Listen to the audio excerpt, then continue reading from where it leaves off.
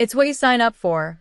PTPA receives subtle reality check from Serena Williams' former coach after recent lawsuit.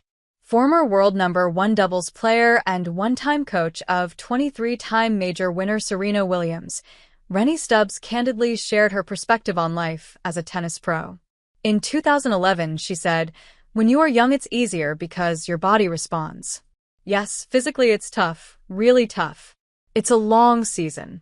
Sometimes you see players working a lot at the start of the year, and then, at the end, they're just trying to maintain their health.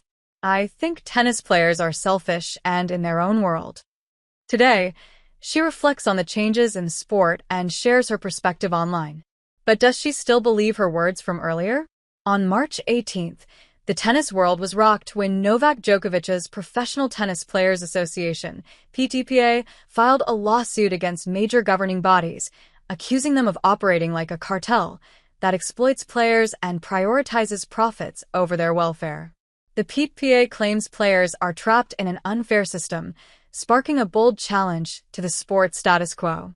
Notably, the lawsuit follows extensive consultation with over 250 professional players, including top 20 ATP and WTA Tour members, who overwhelmingly support the need for change.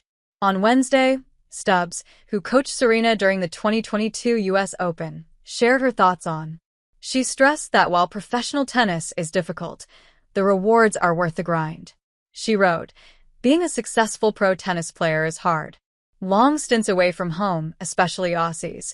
Injuries, tough emotional moments, loneliness, hard grinding physical work, and mental fortitude. But it's what you sign up for, and you know what you can get out of it if you work hard enough." If you didn't know, Stubbs herself was a legend on the court, winning 6 Grand Slam titles, 4 in doubles and 2 in mixed doubles. Hailing from Australia, she was a force to be reckoned with.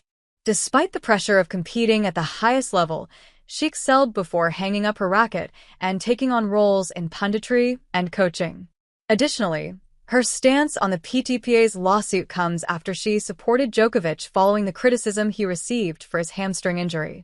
When he retired from the semi-finals at the 2025 Australian Open against Alexander Zverev, the crowd booed him as he walked off the court. Stubbs spoke out on saying, "I don't care what you think of Joker, no love him or hate him. If you booed him off the court today, you're a disgrace. That man has literally left his heart and soul on that court.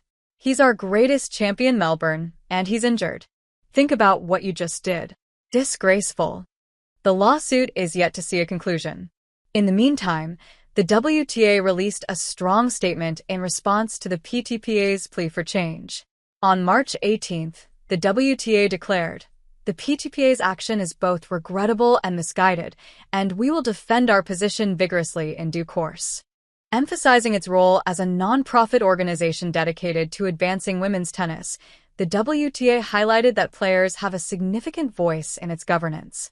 The Women's Tennis Association is a non-profit membership organization that exists to advance women's tennis on behalf of players, tournaments, and fans.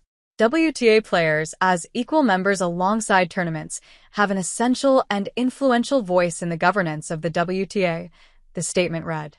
In recent months, the WTA has been making waves with its rebranding and innovative initiatives. One standout move is the introduction of paid maternity leave, a first in women's sports.